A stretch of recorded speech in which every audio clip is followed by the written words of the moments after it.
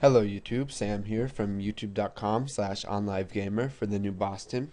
And in this tutorial, we're going to be taking a look at the properties toolbar right here. So let's go ahead and take a look at what we've created from the last tutorial. You can see here that we have form 1. Now let's go ahead and make this a bit bigger here. And you can see that when we select form 1 that a properties window comes up.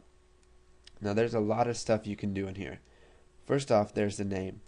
And just like anything else, any buttons or lists or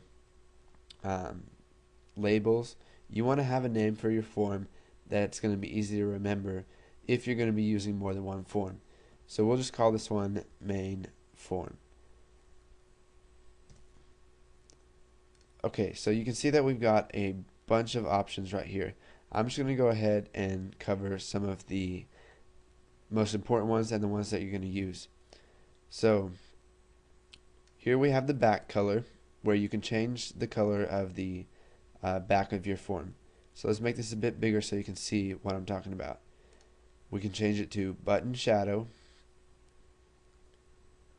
and you can see that you got a whole bunch of options down here under the system tab. Now we can also take a look at the web tab, which has some other colors that you will find often on the web. That's why it's called the web tab. Now it has a whole bunch of colors, and we can also go to the custom tab where we can select one of these and create our own colors. So here we can have the background red, or we can do white. So let's just go ahead and change this back to button face. Now we can also select a background image. Now we can use the radio button, local resource, and we can click import, and it'll go ahead and let us select a picture.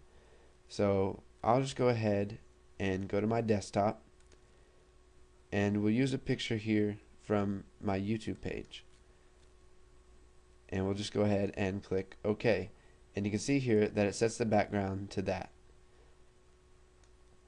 Now let's go ahead and remove that. We can go ahead and click clear here and then click OK, and you can see that the background image is gone. Now we can select from various options.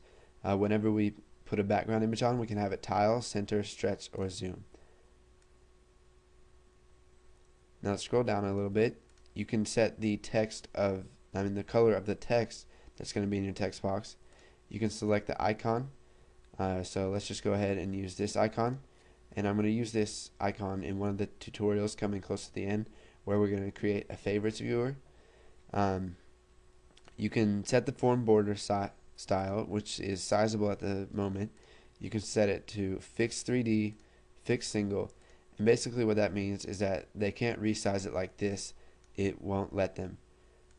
You can select fixed tool window, which won't let them minimize or maximize, and they have to either close out of it or just ignore it. There's sizable tool window, where they can change the size of it.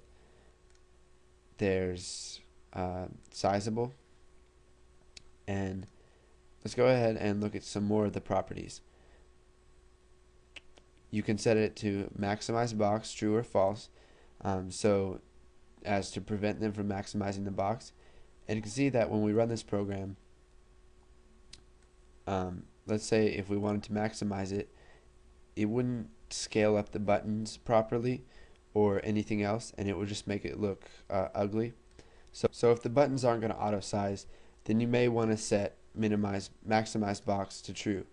Now you can also select minimize box to allow them to minimize it or not. You can change the opacity, so let's change it to 50. And if we go ahead and run this, you can see that our form is almost see-through.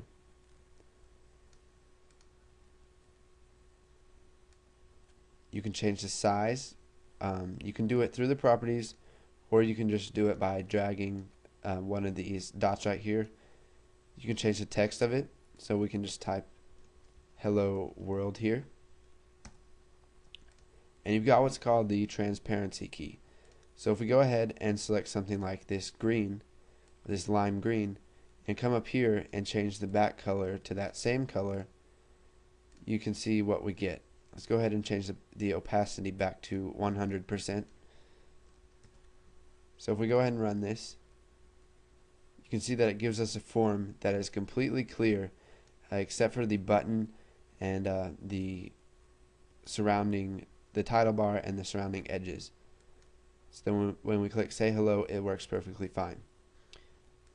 So there's a lot of stuff that you can do in the properties. I highly suggest that you play around with those, see what you can do, and just try out some new things. You can take a look at the button properties and mess around with those, and once you've done that a little bit, go ahead and move on to the next tutorial.